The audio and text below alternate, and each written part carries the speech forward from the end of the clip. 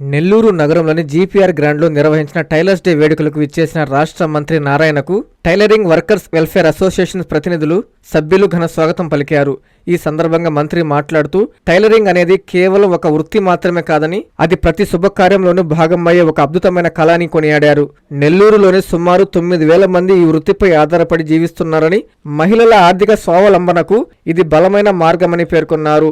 ఆధునిక కాలానికి అనుగుణంగా ఈ రంగం ఫ్యాషన్ డిజైనింగ్, ఆన్లైన్ మార్కెటింగ్ వైపు అడుగులు వేయాలని, కొత్త యంత్రాలు, మార్కెట్ లింకేజీల కోసం ప్రభుత్వం అండగా ఉంటుందని భరోసా ఇస్తూనే, మదురైకి చెందిన సెల్వకుమార్ దంపతుల సేవలను ఆదర్శంగా తీసుకోవాలని పిలుపునిచ్చారు.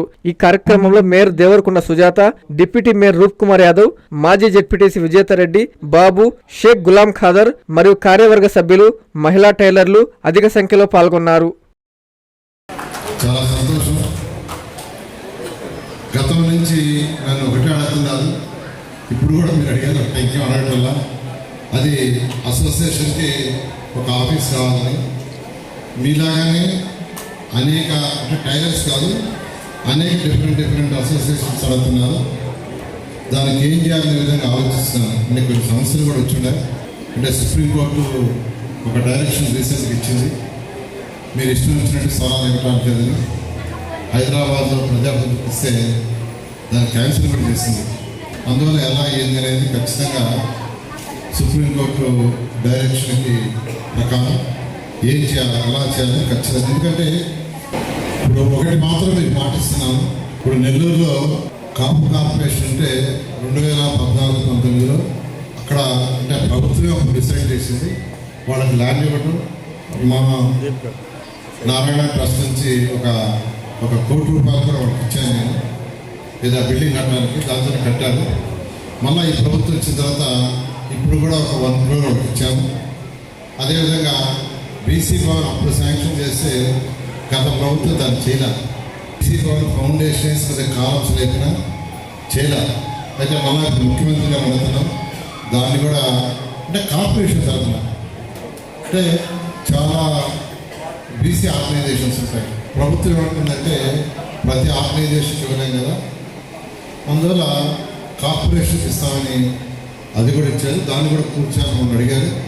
దానికి కూడా మా ఫ్యామిలీ ట్రస్ట్ నుంచి వాళ్ళకి కూడా ఒక కంట్రోల్ ఇస్తామని మనం చెప్పారు బీసీకి.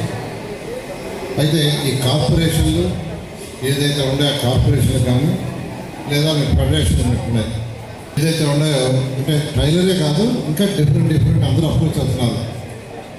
వాళ్ళందరికీ ఖచ్చితంగా ఏం చేయాలో ఆలోచిస్తాను.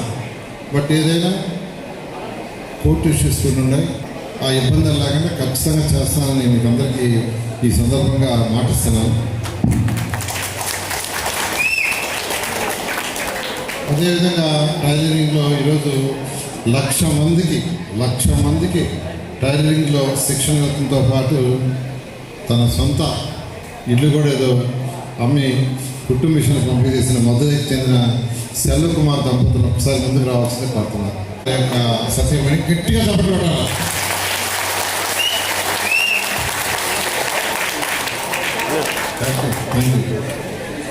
అదేవిధంగా ఒకటే, ఈరోజు ఒకప్పుడు లాగా ఫ్యాషన్, అందరూ డ్రెస్సుల్లో రకరకాల ఫ్యాషన్ డ్రెస్సులు వాడటం, ఎప్పుడు కూడా ఆ ఫ్యాషన్ డ్రెస్ ఏం చేయటం. ప్రభుత్వం తరఫున కూడా ఈ మధ్య చాలా శిక్షణ కార్యక్రమాలు పెట్టారు టైలరింగ్.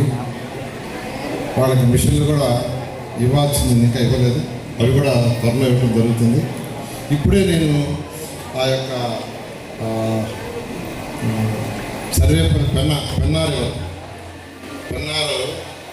ఆ కట్ట మీద ఒక రోడ్డు లేదు, దాదాపు 50 ఏళ్ళ నుంచి లేదు, 50 years నుంచి కొల్లుకట్ట. దాన్ని ఒక 1,20,00,000తో శాంక్షన్ చేస్తే ఆ వర్క్ శంకుస్థాపన పోతే అక్కడ ఉన్నవాళ్ళు 5-6 మంది వచ్చింది, సార్ మాకు మిషన్ ఇవ్వండి, ఇంట్లో కుట్టుకుంటాం, ₹4 వస్తాయని ఇచ్చింది. సొంతంగా ఇచ్చాను. ఇది నా వంతు సహాయం ఖచ్చితంగా మీ యొక్క వర్కర్స్ వెల్ఫేర్ అసోసియేషన్కి నేను ఖచ్చితంగా చేస్తాను. అదేవిధంగా మీరు మొదటి నుంచి ఏదైతే పర్టికులర్ నా దగ్గరికి ఎప్పుడు వచ్చినా ఒకటే వస్తారు, ఆఫీస్ బట్ నా మదిలో అది మెలుగుతుంది. బట్ ఏ విధంగా చేయాలో ఖచ్చితంగా మీ అసోసియేషన్ కానీ ఇంకా అంటే టైలరింగే కాకుండా డిఫరెంట్ వారు వాళ్ళందరూ కూడా చేయాలని వర్క్ చేస్తున్నారు. ఆల్రెడీ కలెక్టర్తో మాట్లాడాను, జాయింట్ జేసీ గారితో మాట్లాడాను, ఆర్డీఓతో మాట్లాడతాను. ఖచ్చితంగా ఈ టర్మ్లో మీకు చేసి పెడతాను.